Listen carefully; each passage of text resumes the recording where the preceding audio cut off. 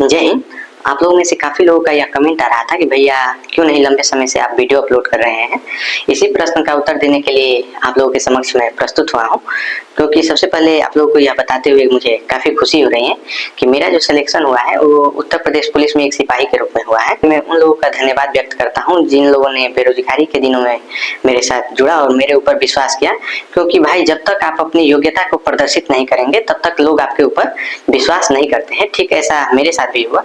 मेरे साथ भी लोग विश्वास नहीं कर रहे थे जब मैंने अपना यूट्यूब चैनल एक स्टूडेंट के रूप में स्टार्ट किया था, तो लोग भी यह कह रहे थे कि ये वीडियो बनाता है, आगे कुछ नहीं करेगा, वीडियो बनाने से डिस्ट्रैक्शन होता है या ये होता है वो होता है। काफ़ी लोगों ने डिमोटिवेट भी किया, लेकिन वीडियो बनाना एक मेरा इंटरेस्ट भी था और उसके पीछे का पर्पज यह भी था कि वीडियो के माध्यम से कुछ जानकारियाँ आप लोगों तक शेयर करूँ और उन जानकारियों को जुटाने के लिए बैकग्राउंड में मुझे जो कार्य करना होता था उससे मेरा भी ज्ञान बढ़ता था और आप लोगों का भी ज्ञान बढ़ता था। लेकिन जैसे जैसे समय बीतता गया मैंने अपने प्रिपरेशन पर फोकस किया और फाइनली चलकर मेरा सिलेक्शन हुआ। सिलेक्शन के बाद फिर पहले मैं उन लोगों को बताना चाहता हूँ जिनका महज कुछ मार्क्स से इस साल सिलेक्शन नहीं हुआ है, वो आने वाली वैकेंसी जो 24-25 हज़ार आगे चलकर बढ़ेगी ही उसमें अपीयर होंगे और साथ ही साथ कुछ नए स्टूडेंट भी होंगे जो इस वैकेंसी में अपना एग्जाम नहीं दे पाए थे। उनके लिए यह मेरी सूचना कहें, सुझाव कहें, जो भी कहें, या छोटे भाई या बड़े भाई के रूप में होगा, क्योंकि मैं भी आप ही लोगों के बीच से निकला हूं और मैंने भी उन लोगों के बातों पर फोकस किया जो लोग इस एग्जाम को क्वालिफाई कर चुके हैं या डिफरेंट फील्ड में कार्य कर रहे हैं। मैंने भी उन्हीं लोगों से काफ़ी कुछ सीखा है। तो मैं भी आप लोगों को यही सजेस्ट करना चाहूँगा कि जिस भी एग्जाम की आप तैयारी कर रहे हैं उसके मॉक टेस्ट को पहले एनालाइज करिए। आप उसका मॉक टेस्ट लाइए और उसको मॉक लगाने के बाद एनालाइज करिए कि कौन सा आपका चैप्टर वीक है, कौन सा चैप्टर स्ट्रॉन्ग है।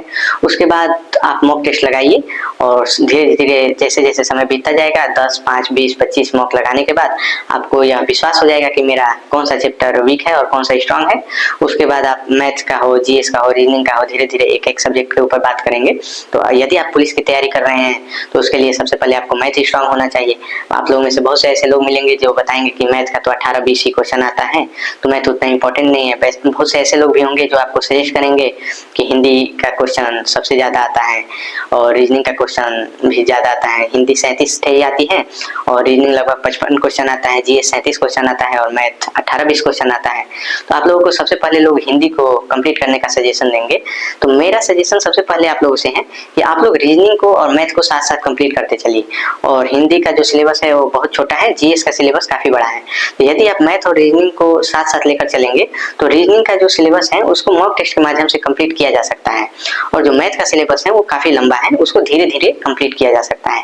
इसके लिए आप किसी भी टीचर का बैच ले सकते हैं, यूट्यूब से भी पढ़ सकते हैं या बैच ले सकते हैं। मैंने तो बैच लिया था और साथ ही साथ आप रीजनिंग को प्रैक्टिस के माध्यम से सुधार लेंगे। और बात रही जीएस की, तो जीएस के लिए भी आपको बैच लेना पड़ेगा, क्योंकि बिना गाइडेंस का आप उस स्तर तक उस समय में नहीं पहुंच सकते हैं जिससे कि जल्द से जल्द सिलेक्शन लिया जा सके। इस छोटे से एग्जाम को क्लियर करने में मुझे लगभग 4.5 से 5 वर्ष समय लगा। इसके पीछे का कारण यही था कि लॉकडाउन के बाद मुझे सही गाइडेंस नहीं मिल पाया था।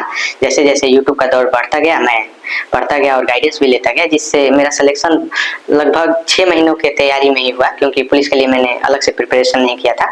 जिस प्रकार से मैं आप लोगों को बता रहा हूँ वैसे ही मैंने सिलेबस पर फोकस नहीं किया था कभी भी। मैंने एक एक विषय को टारगेट किया था। जीएस में सभी विषयों को टारगेट किया, मैथ पूरा पढ़ा, रीजनिंग पूरा पढ़ा, उसके बाद जीएस, रीजनिंग, मैथ जितना भी सब्जेक्ट होता है उसको मैंने सभी विषयों को कंप्लीट किया। इससे यह हुआ कि जो भी एग्जाम आता था मैं उसका एग्जाम देता था और लगभग 5 से 6 एग्जाम को मैंने क्वालिफाई भी किया। इसके पीछे का कारण यही था कि विषय पर आप फोकस करें। जब तक आपके पास टाइम है आप विषय पर फोकस करें, क्योंकि जब आपका विषय कंप्लीट हो जाएगा तो आप किसी भी एग्जाम में अपीयर होने के लिए रेडी हो जाएंगे और आपके ऊपर वो एग्जाम वाला प्रेशर भी नहीं बनेगा, क्योंकि ये एग्जाम आया है इसके लिए कौन सा विषय पढ़े, हिंदी पढ़े, इंग्लिश पढ़े। तो आप किसी भी एग्जाम को देने के लिए एकदम रेडी होकर जाएंगे। तो इसी क्रम में मैं मैथ के बारे में बात कर रहा था। तो मैथ को किसी भी एक टीचर को पकड़िए और उनके द्वारा दिया गया जो सीट है उसको बार बार लगाइए। आप लोगों में से काफ़ी लोग यह पूछते हैं कि एक सीट को कितने बार लगाएं। देखो भाई, एक सीट को तब तक लगाना है जब तक आपका यह विश्वास न हो जाए कि मुझे यह क्वेश्चन याद हो चुका है, क्योंकि जब तक आपको क्वेश्चन याद नहीं होगा तब तक आप पैटर्न को पकड़ नहीं पाएंगे। कोई भी क्वेश्चन मैथ में जो पूछा जाता है वो एक फिक्स पैटर्न पर पूछा जाता है, और यदि आप पैटर्न याद कर लेंगे तो क्वेश्चन को करने के लिए आपको ज़्यादा एफर्ट नहीं लगाना पड़ेगा। तो रीजनिंग को तो आप प्रैक्टिस से कर लेंगे, मैथ भी प्रैक्टिस का खेल है, धीरे धीरे चैप्टर पढ़ते जाइए और प्रैक्टिस करते जाइए। जीएस के बारे में बात करें तो सबसे पहले आप मेन सब्जेक्ट को टारगेट करिए। जैसे पॉलिटी है, पॉलिटी हर एग्जाम में पूछा जाता है, अच्छे से भी पूछा जाता है। पॉलिटी है, हिस्ट्री है और जियोग्राफी है। इन 3 सब्जेक्ट को एक साथ टारगेट करेंगे और धीरे धीरे लगभग 4 से 5 महीनों में इन 3 सब्जेक्ट को आप इजीली फिनिश कर देंगे। उसके बाद अगले 3 सब्जेक्ट को टारगेट करिए। और रही बात हिंदी की, तो हिंदी के लिए आपको विशेष एफर्ट नहीं लगाना पड़ेगा, क्योंकि मैंने हिंदी यूट्यूब से ही किया था, किसी बैच की जरूरत नहीं है हिंदी के लिए। और आप प्रैक्टिस के माध्यम से भी हिंदी को काफ़ी सीख सकते हैं। पहले किसी भी टीचर को आप पकड़ लीजिए और उनसे हिंदी का सिलेबस कंप्लीट करिए। उसके बाद आप मॉक टेस्ट यूट्यूब से ही देख लीजिए कैसे कैसे एनालाइज कराते हैं, मॉक में नए नए क्वेश्चन को पूछते हैं, उसमें जो आपका डाउट होगा उसको क्लियर करते हैं। इस तरह से आपका मैथ, जीएस, हिंदी और रीजनिंग इजीली कंप्लीट हो जाएगा और आने वाले वैकेंसी में आप बहुत ही आसानी से सिलेक्शन ले लेंगे। तो सिलेक्शन लेने के लिए आपको 100% मार्क्स लाने के बारे में सोचना होगा। यदि आप सोचेंगे कि 55 रीजनिंग का क्वेश्चन आता है, उसमें 40 कर लेंगे, 50 कर लेंगे, 22 कर लेंगे, जितना भी आपका एफर्ट्स होगा उतना कर लेंगे। मैथ 18-20 पूछता है, उसमें 12 कर लेंगे, हिंदी में 30 कर लेंगे, जीएस में इतना कर लेंगे, उससे आपका सिलेक्शन नहीं होने वाला है। क्योंकि आपका मेंटल स्ट्रेंथ जितना ही हाई रहेगा उतना ही आप सिलेक्शन के करीब पहुंचते जाएंगे।